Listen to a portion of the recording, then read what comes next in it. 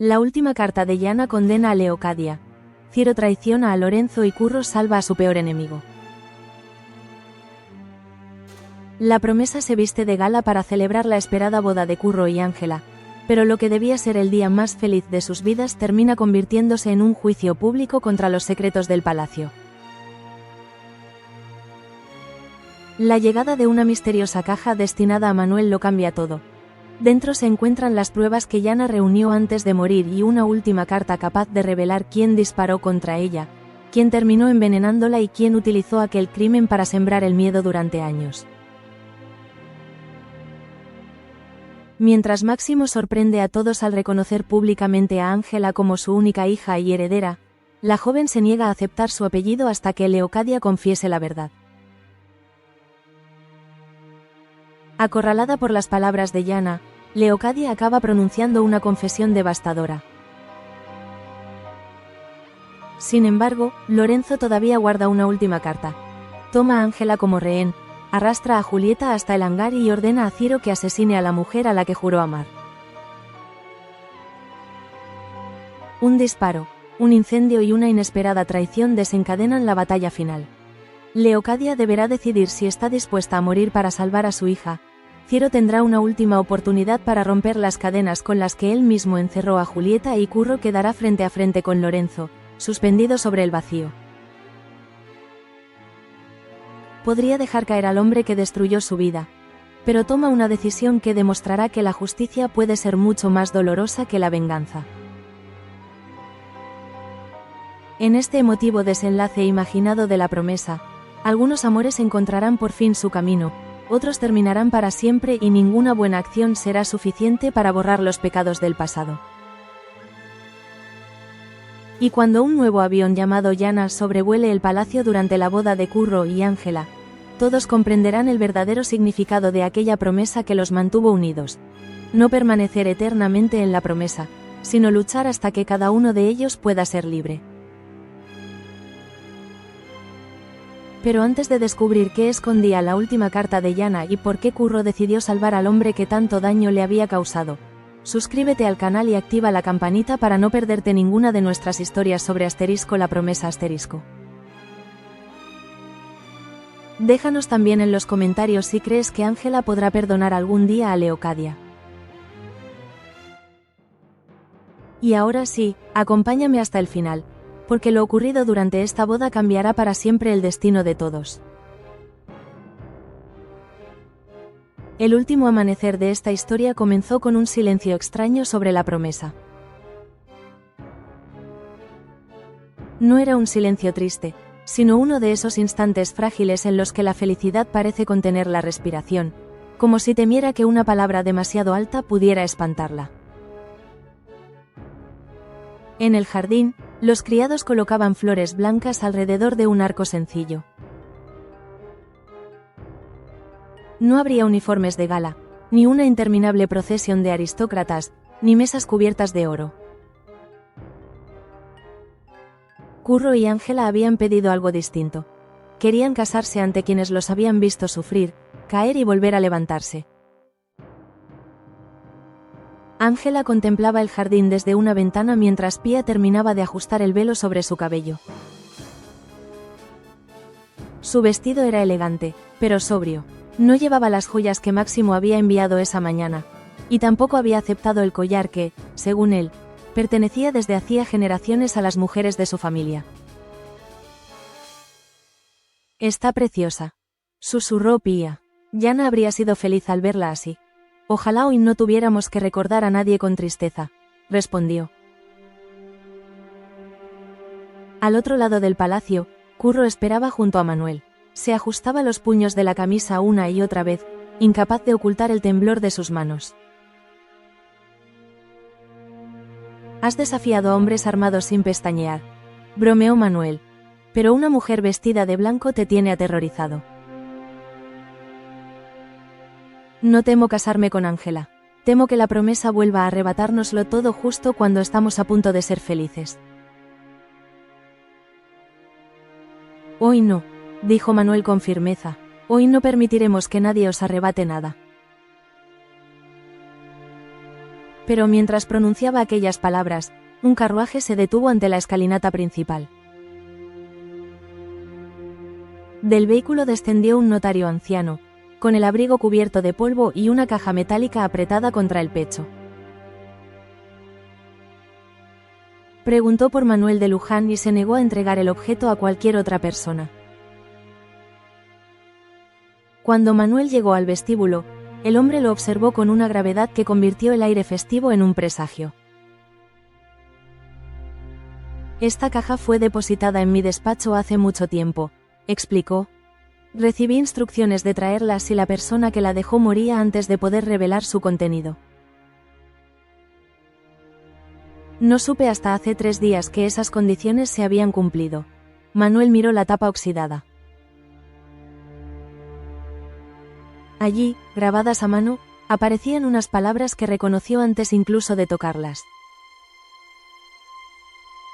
Para Manuel de Luján, si Yana ya no puede contar la verdad por sí misma, Manuel llevó la caja a la biblioteca. Allí se reunieron Curro, Ángela, Pía y Alonso. Nadie habló cuando él levantó la tapa. En el interior había un expediente médico firmado por el doctor Gamarra, un pequeño envoltorio que contenía un retazo de tela amarillenta y una carta doblada varias veces. La carta había sido escrita durante el breve periodo en que Yana pareció recuperarse del disparo. En ella explicaba que había empezado a desconfiar de Leocadia después de descubrir contradicciones en sus relatos. Yana había oído, oculta tras una puerta, una discusión entre Leocadia y Lorenzo. El capitán sabía que Leocadia había disparado contra ella. También sabía que, cuando Yana comenzó a mejorar, alguien había vertido veneno en su medicina. Lorenzo no había denunciado el crimen porque aquella verdad le daba poder sobre Leocadia. Él la amenaza con entregarla, había escrito Yana. Ella lo protege porque teme perderlo todo. Si me sucede algo, buscad en el informe de Gamarra. El veneno deja una marca que nadie podrá borrar. Manuel siguió leyendo hasta llegar a las últimas líneas. Entonces su voz se apagó. Manuel, si estás leyendo esta carta, no conviertas tu vida en una venganza. Convierte la promesa en un lugar donde nadie tenga que agachar la cabeza por haber nacido pobre. No permitas que mi muerte sea una nueva cadena para ti. Si alguna vez vuelves a mirar al cielo, recuerda que te amé libre y que libre deseo recordarte. Voy a llamar a la Guardia Civil, dijo después de un largo silencio. Leocadia y Lorenzo no permanecerán un minuto más bajo este techo. Ángela se interpuso ante la puerta. Espera, ¿que espere? Tu madre mató a Yana. Lo sé. Y nada podrá justificarlo, pero antes de que entren los guardias, quiero mirarla a los ojos y darle una última oportunidad para decir la verdad. No se la pido para salvarla, se la pido por mí. Si mi madre va a ser condenada, necesito saber si queda en ella una sola parte capaz de elegirme por encima de su miedo. Manuel miró de nuevo la carta. Yana le había pedido que no viviera para vengarse. Aquello no significaba renunciar a la justicia, pero sí decidir qué clase de hombre sería al buscarla. Tendrá una oportunidad, aceptó, solo una. Antes de que pudieran convocar a Leocadia, las campanas anunciaron la llegada de los últimos invitados. En el gran salón, ante nobles, trabajadores y criados, Máximo pidió la palabra con la inquietud de un hombre a punto de ser juzgado por su propia hija. Sobre una mesa aguardaban los documentos de reconocimiento y cesión patrimonial. Antes de que comience la ceremonia, declaró, debo reparar una injusticia que yo mismo mantuve durante demasiados años. No puedo reconocer a Ángela como mi hija ilegítima. Un murmullo de escándalo recorrió el salón. Ángela perdió el color. Curro avanzó de inmediato. Si pretende humillarla una vez más, tendrá que hacerlo enfrentándose a mí. Máximo levantó la mano. Déjame terminar. No puedo reconocerla como una hija ilegítima porque ella no es una equivocación que yo deba esconder bajo una palabra vergonzosa. Ángela es mi única hija, mi heredera legítima y lo mejor que mi cobardía me hizo rechazar durante años. Máximo firmó ambos documentos y acercó la pluma a Ángela. Todo lo que poseo será tuyo. Pero más importante aún, desde hoy, ante todos los presentes, te doy el nombre que debí darte al nacer. Ángela contempló la pluma, aunque no la tomó. Un apellido no puede devolverme los años en los que fingió que yo no existía. Lo sé. Y una herencia no compra el derecho a llamarse padre. También lo sé, contestó Máximo, con los ojos húmedos. No te pido que me quieras hoy. Te pido que me permitas demostrarte mañana que puedo aprender a quererte como mereces. Ángela estuvo a punto de ceder, pero vio a Leocadia junto a la escalera. El terror con que miraba la carta de Manuel confirmó que Yana había escrito la verdad. Ángela dejó la pluma sobre la mesa. No aceptaré un nombre noble mientras ese nombre se levante sobre la sangre de Yana. Se volvió hacia Leocadia. Madre, si aún me ama, diga la verdad. No mañana, no en privado. Ahora, Leocadia miró las puertas, pero Curro ya se había situado delante de ellas. Manuel desplegó la carta. Yana dejó pruebas, anunció, el informe original del doctor Gamarra, una muestra contaminada y el relato de la conversación que usted mantuvo con Lorenzo. Lorenzo palideció. Leocadia pareció envejecer de golpe. No sabe lo que dice una moribunda bajo los efectos de la fiebre, intervino Lorenzo. Esa carta no prueba nada. Cállate, ordenó Leocadia. Su voz ya no sonó altiva, sino agotada. Miró a Ángela, a Manuel, a Alonso, a Pía y a los criados. Fui yo, confesó. Yo disparé contra Yana. Manuel cerró los puños y Pía tuvo que apoyarse en una silla. Creí que había muerto. Cuando supe que podía recuperarse, comprendí que hablaría, que destruiría la posición por la que yo había luchado toda mi vida. Entonces, puse veneno en su medicina. Ángela sintió que las rodillas le fallaban, pero Curro la sostuvo por la cintura. ¿La mató 2 veces?, preguntó ella entre lágrimas, primero con una bala y después cuando estaba indefensa en una cama. Míreme, exigió Ángela, míreme y dígame qué parte de todo eso hizo por mí. Ninguna, admitió Leocadia. Durante años me repetí que protegía nuestro futuro, que conservaba un lugar para ti, que impedía que volvieran a tratarnos como intrusas. Pero no lo hice por ti, lo hice porque tenía miedo de volver a ser nadie. Yana era alguien, dijo Pía, avanzando hacia ella. Era una mujer, una hija, una madre, y usted decidió que su miedo valía más que su vida. Lorenzo lo sabía, añadió Leocadia, descubrió lo que había hecho y utilizó el secreto para someterme. Me obligó a proteger sus negocios, a ocultar sus deudas y a ayudarlo en su plan para separar a Curro de Ángela. Quería casarse con ella para controlar su herencia. Cada vez que yo intentaba apartarme, me recordaba que podía entregarme. Escucháis la fantasía de una asesina desesperada, protestó Lorenzo. Necesita arrastrar a alguien con ella y ha elegido al hombre al que siempre odió. No lo ha elegido ella, dijo una voz desde la entrada. Me eligió usted. Ciro entró cubierto de polvo, con una cartera de cuero bajo el brazo. Julieta apareció detrás de él, aunque se detuvo lejos, como si incluso en aquel momento necesitara mantener una distancia que él ya no tenía derecho a cruzar. Ciro vació la cartera sobre la mesa. Cayeron libros de cuentas, contratos, cartas firmadas y recibos bancarios. Aquí están las transferencias que Lorenzo ordenó desde la empresa de Manuel. Aquí, el contrato verdadero de la venta del manual técnico. Y aquí, el documento falso con el que pensaba atribuirme todo cuando desapareciera el dinero. Lorenzo lo fulminó con la mirada. Ten cuidado, muchacho. Tú firmaste esos papeles. Sí, los firmé. Traicioné a Manuel por ambición. Mentí a Julieta. La vigilé, la presioné con acento agudo y confundí el amor con el derecho a decidir por ella. No soy inocente. Ciro respiró profundamente antes de enfrentarse a Lorenzo. Pero no permitiré que me convierta en el monstruo que usted necesita para escapar. Por primera vez asumiré lo que hice, aunque me cueste todo.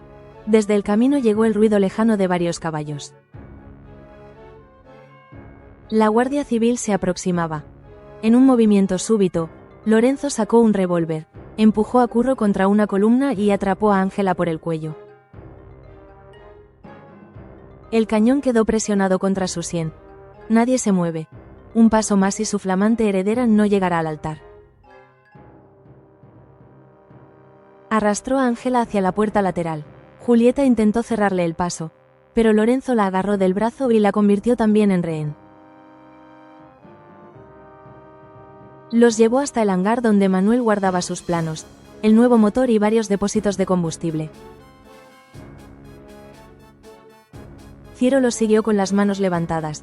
«Puedo ayudarlo», le aseguró. «Conozco los libros. Sé cuáles debe quemar». «¿Todavía estás con él?», preguntó Julieta, horrorizada. Dentro del hangar, el aire olía a aceite, madera y gasolina. Lorenzo encadenó a las dos mujeres a un poste y arrojó los libros cerca de los planos del prototipo. Cuando el fuego alcance los depósitos, todos pensarán que el inventor cometió un error, dijo. Manuel perderá su empresa, sus pruebas y quizá hasta su vida intentando salvarlas. Después entregó el revólver a Ciro. «Dispara a Julieta». «No es necesario», respondió Ciro. «Lo es para mí. Si ella vive, declarará que la controlaba así que me oíste ordenar cada fraude. Si la matas, sabré que aún entiendes dónde está tu lugar». «Mírame, Ciro», dijo Julieta. «Si vas a hacerlo, mírame. No vuelvas a esconder tu decisión detrás de otro hombre». Ciro levantó el arma. Durante un instante, recordó todas las puertas que había cerrado para impedir que Julieta se marchara, todas las preguntas convertidas en interrogatorios, todas las veces que había llamado amor a sus celos. Sonó el disparo. Ángela gritó. Julieta abrió los ojos y descubrió que seguía viva. La bala había destrozado el candado que sujetaba la cadena. «No te he disparado a ti», declaró Ciro. «He disparado contra la puerta en la que te encerré durante todo nuestro matrimonio». Julieta liberó a Ángela. Lorenzo rugió de rabia, recuperó otra pistola oculta en su chaqueta y disparó. La bala atravesó el hombro de Ciro, que cayó junto a los libros. Lorenzo volcó una lámpara de aceite.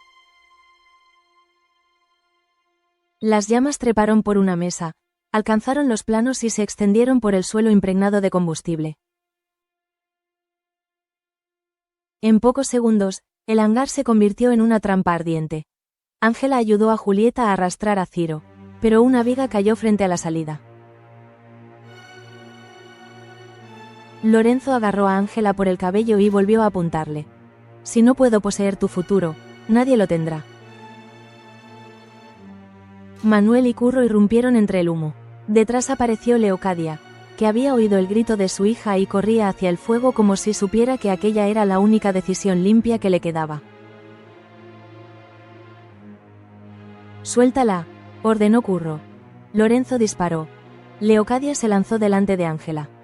La bala le alcanzó el costado y cayó en brazos de su hija, sin cálculo ni orgullo, solo con el terror de una madre que comprendía demasiado tarde cuánto podía perder. «No», sollozó Ángela. Madre, míreme, no cierre los ojos. Máximo llegó con Pía y varios criados. Ángela alzó la vista hacia él, desesperada. Padre, ayúdela. La palabra paralizó a Máximo. Había esperado años para escucharla, pero nunca imaginó que llegaría convertida en una súplica por Leocadia. La sacaré de aquí, prometió. No dejaré que pierdas a tu madre hoy. Máximo y Pía cargaron con Leocadia. Manuel levantó una tabla en llamas mientras Julieta sacaba a Ciro. Una segunda viga cayó y Manuel cubrió a ambos con su cuerpo. Los planos, tosió Ciro. El motor, que arda todo, respondió Manuel. Ninguna máquina vale una vida. Lorenzo escapó por una puerta trasera y corrió hacia la torre del campanario. Curro fue tras él. Subieron por la escalera estrecha mientras, abajo, las primeras patrullas de la Guardia Civil entraban en la propiedad. En lo alto, el viento agitaba las campanas. Lorenzo golpeó a Curro con la culata, pero este se incorporó y embistió contra la sombra que había dominado toda su vida. Todo lo que eres me lo debes a mí, escupió Lorenzo. Todo lo que soy lo aprendí sobreviviendo a usted. Curro le arrebató el arma. Lorenzo intentó recuperarla, resbaló sobre una teja y cayó al vacío. En el último instante, Curro atrapó su muñeca. Lorenzo quedó suspendido sobre el patio. «Súbeme», gritó, «cúmplelo, aunque lo niegues, alguna vez fui tu padre». Curro lo miró a los ojos. Bastaba con abrir la mano y nadie habría dudado de que había sido un accidente. Pero Curro oyó dentro de sí las palabras de Yana. La libertad no podía nacer de otra cadena. Usted nunca fue mi padre, respondió. Pero yo no seré un asesino como usted. Con un esfuerzo desesperado, lo hizo hasta el tejado. Los guardias llegaron segundos después y lo esposaron. Me has salvado, balbuceó Lorenzo. No para perdonarlo, dijo Curro. Lo he salvado para que viva lo suficiente y escuche cada palabra de la sentencia que merece. Cuando apagaron las llamas, el jardín estaba cubierto de ceniza y nadie habló de celebrar la boda. Ángela acompañó a Leocadia al hospital, sosteniendo su mano para que el odio no tomara la última decisión. Leocadia sobrevivió. La bala no alcanzó ningún órgano vital, aunque su recuperación fue lenta. Cuando pudo abandonar la cama, 2 guardias acudieron para trasladarla a prisión. Antes de partir pidió hablar con Ángela. No espero que me perdones, dijo. Ni siquiera sé si tendría derecho a pedirlo. Entonces no lo pida. Me puse delante de aquella bala porque te quiero, lo sé. Pero salvarme no devolvió a Yana. Un acto de amor no borra un asesinato. Me odiarás toda la vida. Hoy no puedo perdonarla. Tal vez nunca pueda, pero tampoco permitiré que sus crímenes destruyan mi vida. Usted responderá ante la justicia y yo viviré sin cargar su culpa como si fuera mía. Leocadia quiso abrazarla, pero Ángela retrocedió. Antes de que los guardias cerraran la puerta, la llamó. Madre. Aquella palabra no era absolución. Reconocía un vínculo que tampoco podía servir de excusa. Ciro también sobrevivió. Declaró contra Lorenzo, devolvió a Manuel las acciones obtenidas mediante fraude y confesó cada delito cometido. Además, aceptó la anulación de su matrimonio sin reclamar dinero ni imponer condiciones. Antes de entregarse, se despidió de Julieta. No he venido a pedirte que esperes, dijo. Tampoco a pedirte que recuerdes el disparo y olvides todo lo anterior. Me salvaste la vida, respondió Julieta. Y siempre te agradeceré que, al final, eligieras bien. Fue a tiempo para que yo siguiera viva. No fue a tiempo para salvar nuestro amor. Ojalá hubieras comprendido antes que amar a alguien significa permitirle ser libre, incluso cuando esa libertad la aleja de ti. Quizá la cárcel sea el primer lugar donde deje de huir de mí mismo. Julieta se marchó sin besarlo ni prometer que volvería. La redención de Ciro consistía en aceptar que ella ya no le pertenecía. Un año después, la promesa ya no parecía el mismo lugar. Ángela aceptó el reconocimiento de Máximo con una condición: administraría la herencia con independencia. Vendió propiedades y construyó una escuela para hijos de jornaleros y un refugio para mujeres sin recursos. En la entrada colocó una frase de Yana: nadie debe agachar la cabeza por haber nacido pobre. Máximo se quedó como un padre que aprendía a llamar antes de entrar en la vida de su hija. Algunas tardes ayudaba en la escuela, otras, Ángela apenas le hablaba. Él aceptaba ambas cosas. ¿Cuánto tiempo necesitarás para confiar en mí?, le preguntó una vez. No lo sé. Entonces esperaré sin convertir la espera en una deuda. Manuel reconstruyó el hangar y creó otra empresa junto a Julieta, con salarios iguales y contratos comprensibles. Durante meses fueron solo socios. Ella necesitaba descubrir quién era sin Ciro, y Manuel aún hablaba con Yana en sus silencios. Solo cuando la anulación fue definitiva y ambos dejaron de buscar en el otro un refugio contra el pasado, permitieron que naciera algo nuevo. No quiero amarte a escondidas, le dijo Manuel una tarde, ni quiero que seas la sombra de nadie, tampoco la de Yana. Y yo no quiero que me salves, respondió Julieta. Quiero caminar a tu lado. Entonces caminemos. Y si algún día deseas otro camino, prometo no cerrarte la puerta. Julieta lo besó, no como quien acepta una protección, sino como quien toma una decisión libre. Martina también confesó a Jacobo toda la verdad sobre Adriano. Esperaba su furia, pero él se quitó el anillo y lo dejó sobre una mesa. Me has roto el corazón, admitió, pero no voy a vengarme por no haber sido elegido. Un matrimonio construido sobre tu culpa nos convertiría en enemigos. Jacobo anuló el compromiso sin vengarse.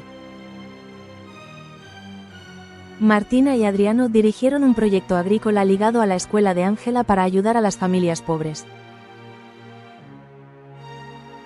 Carlo, por su parte, comprendió que María amaba a Samuel. Aceptó asumir su responsabilidad con la pequeña Yana sin utilizarla para forzar un matrimonio. Ser su padre no me da derecho a ser tu marido, le dijo a María. Cuidaré de ella porque la amo, no porque espere recibirte a cambio. Samuel completó los trámites para abandonar el estado clerical y formó una familia con María. Entre los tres adultos, la niña nunca volvió a ser una recompensa ni una disputa. Curro y Ángela celebraron de nuevo la boda un año después del incendio. Junto al arco había pupitres decorados por los niños de la escuela. Amos y sirvientes ocuparon las sillas sin separación de rangos. Antes de caminar hacia el altar, Ángela se detuvo junto a Máximo. ¿Quieres acompañarme?, preguntó. Él apenas pudo responder. Sería el mayor honor de mi vida. No me entregues a Curro. No pertenezco a ninguno de los dos. Solo camina conmigo. Máximo sonrió entre lágrimas. Como tú decidas, hija. Curro la recibió bajo el arco. No juraron obediencia ni prometieron no cambiar. Se prometieron algo más difícil. Decirse la verdad, incluso cuando doliera, y no utilizar jamás el amor como una jaula. Cuando estaban a punto de intercambiar los anillos, un sonido desconocido hizo que todos levantaran la cabeza. Desde el campo situado detrás del palacio avanzaba el nuevo avión de Manuel. Era más ligero y elegante que el anterior. En un costado llevaba pintado un solo nombre: Yana. Manuel pilotaba. Julieta permanecía junto a la pista con una copia de la última carta y una sonrisa en la que convivían el amor presente y el respeto por Yana. El motor rugió, las ruedas abandonaron la tierra y el aparato ascendió sobre la promesa. María sostuvo a la pequeña Yana en brazos. La niña señaló el cielo y comenzó a reír. Samuel la abrazó por un lado, mientras Carlo, a pocos pasos, compartía la emoción sin necesidad de ocupar un lugar que no le correspondía. Ángela apretó la mano de Curro. Pía lloró. Máximo miró a su hija, comprendiendo que su futuro no consistía en conservar un linaje, sino en merecer su confianza. Desde la cabina, Manuel vio el palacio hacerse pequeño bajo sus alas. Entonces, en su memoria, volvió a escuchar la voz de Yana leyendo las palabras con las que había cerrado su carta. Nuestra promesa no es permanecer aquí para siempre. Nuestra promesa es que, algún día, todos seremos libres. El avión pasó sobre los tejados. Las campanas de boda comenzaron a sonar, mezclándose con el ruido del motor. Curro besó a Ángela. Manuel buscó abajo la figura de Julieta. La pequeña Yana volvió a reír, como si para ella el cielo no fuera un lugar lejano, sino una puerta abierta. La mirada se alejó lentamente del jardín, de la escuela, del hangar reconstruido y de aquel palacio que había dejado de ser una prisión para convertirse, al fin, en una promesa verdadera. Y sobre la última imagen apareció una sola palabra: libres.